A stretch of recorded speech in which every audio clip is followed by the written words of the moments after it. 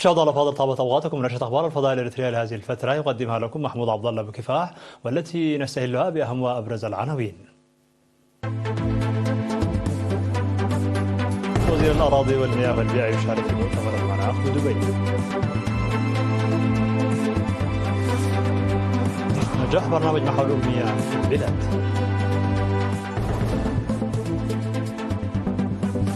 إجراء عمليات ناجحة لجراحة العيون في الدخالة.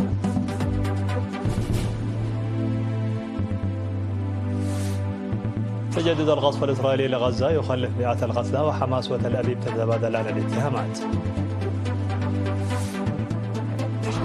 وزراء خارجية مالي والنيجر وبوركينا فاسو يوصون بإنشاء اتحاد كونفدرالي. كوريا الشمالية تهدد باستهداف أقمار التجسس الأمريكية.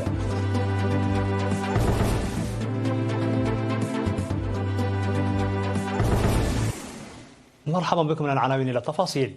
يشارك وفد إريتريا برئاسة وزير الأراضي والمياه والبيئة سيد تسفاي قبرسلاسي في مؤتمر الأمم المتحدة 28 للمناخ المنعقد في دبي، والذي بدأ يوم 30 من نوفمبر. ويلقي الرؤساء ومندوب الدول والحكومات كلمات من يوم أمس الأول من ديسمبر تهدف إلى توضيح التدابير العملية والمواقف السياسية للحد من ظاهرة الاحتباس الحراري وتغير المناخ التي يسببها الإنسان. وسيلقي الوزير تسفاي قبرسلاسي كلمة يوضح فيها موقف الحكومة الإريترية بشأن مكافحة تغير المناخ. كما سيوضح الوفد الإريتري يوم غد 3 من ديسمبر تجربة إريتريا في مكافحة تغير المناخ وعواقبه. ومن المتوقع أن يحضر المؤتمر الذي يستمر حتى 12 من ديسمبر عشرات الآلاف من المشاركين.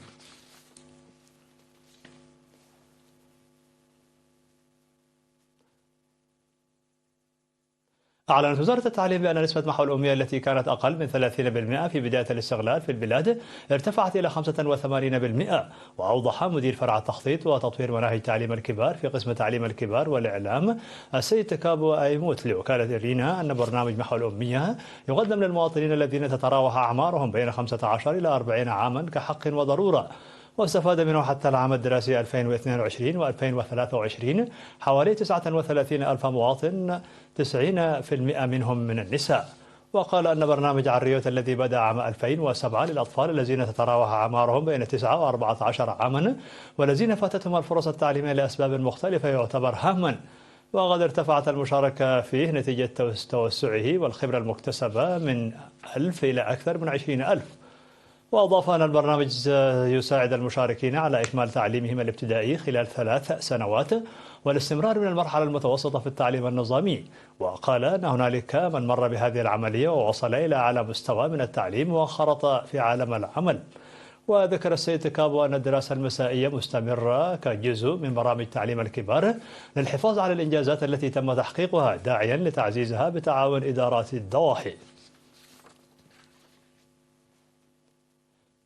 أجريت عمليات جراحية ناجحة ل 193 مواطنا يعانون من مشاكل مختلفة في العيون بمستشفى الدخالة. وأوضح مسؤول مستشفى الدخالة الدكتور روبيل تخلاب أن المرضى كانوا يعانون من مشاكل في إعتام عدسة العين وعظام العين والقرنية. وأجريت العمليات الجراحية في الفترة من 21 وحتى 27 من نوفمبر بالتعاون مع أعضاء مستشفى مندفر المرجعي ومستشفى الدخالة. وذكر القيام بالفحوصات الطبية مسبقا ل 2150 مواطنا بالتجول في 18 ضاحية، حيث أجريت العمليات ل 146 لإعتام عدسة العين و30 في عظام العين و17 في القرنية. ونصح الدكتور ربيل المواطنين الذين يعانون من أعراض أمراض العيون بالحضور إلى المستشفى فورا، حيث تتوفر في المستشفى المعدات والقدرات البشرية اللازمة. وأعرب المواطنون الذين خضعوا لعملية جراحية عن فرحتهم بقدرتهم على رؤية النور مرة أخرى.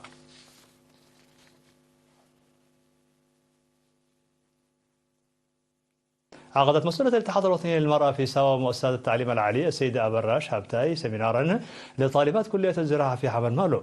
ونادت في السيمينار الذي عقد في 29 من نوفمبر المرأة الشابة للنضال ضد العادات المعيقة لتطورها والاستفادة المثلى من الفرص التعليمية الأكاديمية والمهنية الواسعة المتاحة لها، ومواصلة التفوق التنافسي في أعلى مستويات التعليم.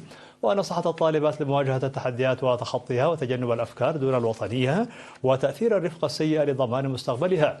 وقدمت الشابة أميرة سناي من مجموعة المهنيات العضوات في الاتحاد الوطني للمرأة توضيحا بشأن الانتصار النفسي والمذاكرة والتجارب والوسائل وضغوطات الامتحانات، داعية الطالبات للتعرف على هواياتهن وأولوياتهن وبذل الجهود للوصول إلى الهدف المنشود. كما قدم شرحا في السمينار حول مجالات تحقيق المشاركة المتساوية للمرأة في جميع المجالات.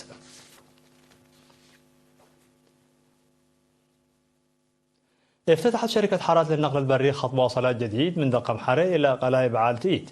وأوضح مسؤول شركة حارات في مديرية دقم حري السيد قرماي عن مكيل في مناسبة افتتاح الخط الجديد يوم 28 من نوفمبر المنصرم أن الحافلة المخصصة للمواصلات ستقدم الخدمات مرتين في الأسبوع بأسعار مناسبة، داعيا لمتابعة الطريق وصيانته باستمرار.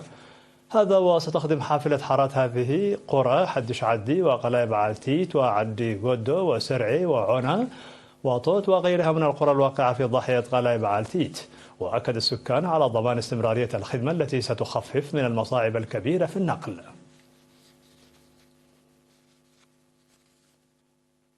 تبرع طلاب المدرسة الفنية ومدرستي دقم حري وبان المتوسطة في مدينة دقم حري ب 854 كيس دم.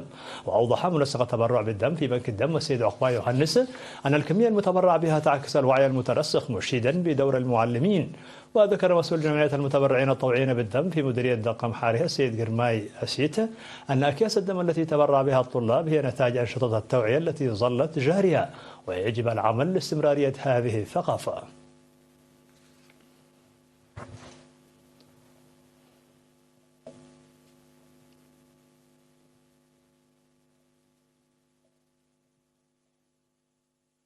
مشاهدينا الأفاضل، كانت هذه الأخبار الداخلية. فاصل قصير ونوافيكم بالأخبار العالمية، ابقوا معنا.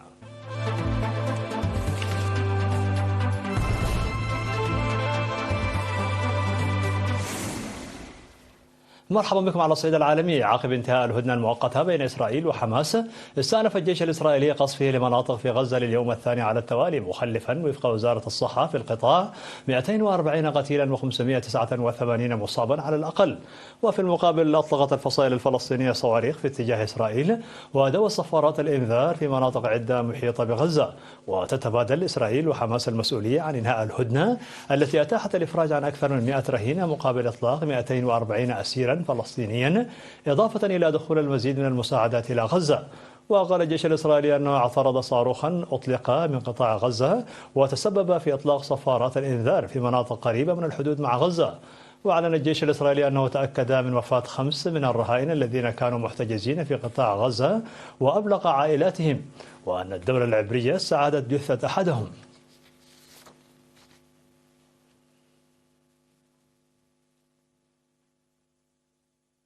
أوصى وزراء خارجية مالي والنيجر وبوركينا فاسو بإنشاء اتحاد كونفدرالي يمهد إلى وحدة بين الدول الثلاث. وجاء في بيان مشترك للوزراء صدر إثر اجتماع عقدوه على مدى يومين في باماكو، إدراكا للإمكانات الهائلة لتحقيق السلام والاستقرار والقوى الدبلوماسية والصعود الاقتصادي التي يوفرها إنشاء تحالف سياسي معزز. يوصون قادة بلدان تحالف دول الساحل بإنشاء اتحاد كونفدرالي للدول الثلاث. وتولى عسكريون الحكم في النيجر إثر انقلاب في يوليو الماضي، وتضامنت معهم مالي وبوركينا فاسو اللتان يقودهما عسكريون تولوا الحكم أيضا في انقلابين عامي 2020 و2022 على التوالي.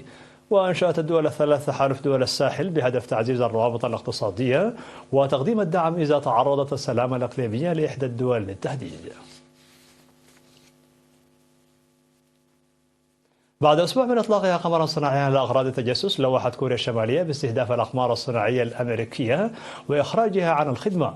وأثار القمر الصناعي ردود فعل من الولايات المتحدة وكوريا الجنوبية واليابان، وصفت الخطوة بأنها انتهاك لقرارات عدة صادرة عن مجلس الأمن الدولي. وقالت كوريا الشمالية أنها ستعتبر أي تدخل في العمليات المتعلقة بأقمارها الصناعية بمثابة إعلان حرب، وستحشد قوة الردع الحربية لديها إذا أصبح أي هجوم على أصولها الاستراتيجية وشيكا.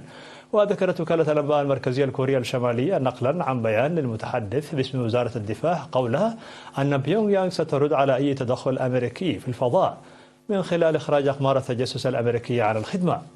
هذا وفي خبر ذات صلة، أكدت كوريا الجنوبية وضع أول قمر اصطناعي للتجسس العسكري أطلقته من صاروخ فالكون 9 من سبايس إكس بكاليفورنيا في مداره. أصدر الرئيس الروسي فلاديمير بوتين مرسوما يقضي بزيادة عدد جنود الجيش في خطوة قال الجيش الروسي أنها ترجع إلى ما سماه بالتهديدات المرتبطة بالحرب في أوكرانيا. وقال الكرملين في بيان أنه إجمالي عدد أفراد القوات المسلحة الروسية بلغ مع هذه الزيادة 2,209,130. وأضاف الكرملين أن الزيادة في القوى الدائمة للجيش ترجع إلى التهديدات المتزايدة لروسيا والمرتبطة بالعملية العسكرية في أوكرانيا والتوسع المستمر لحلف شمال الأطلسي الناتو بحسب البيان.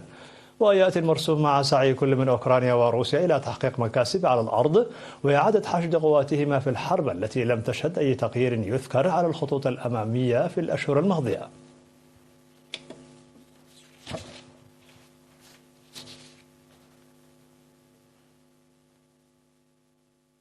في نهاية النشرة لكم تذكير بأبرز ما جاء فيها من عناوين. وزير الأراضي والمياه والبيئة يشارك في مؤتمر المناخ بدبي. نجاح برنامج محو الأمنية في البلاد.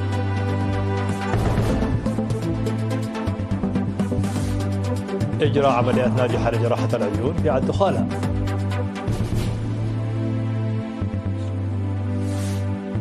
تجدد القصف الإسرائيلي لغزة يخلف مئات القتلى وحماس وتل أبيب تتبادلان الاتهامات. وزراء خارجية مالي والنيجر وبوركينا فاسو يوصون بإنشاء اتحاد كونفدرالي. كوريا الشمالية تهدد باستهداف أقمار التجسس الأمريكية.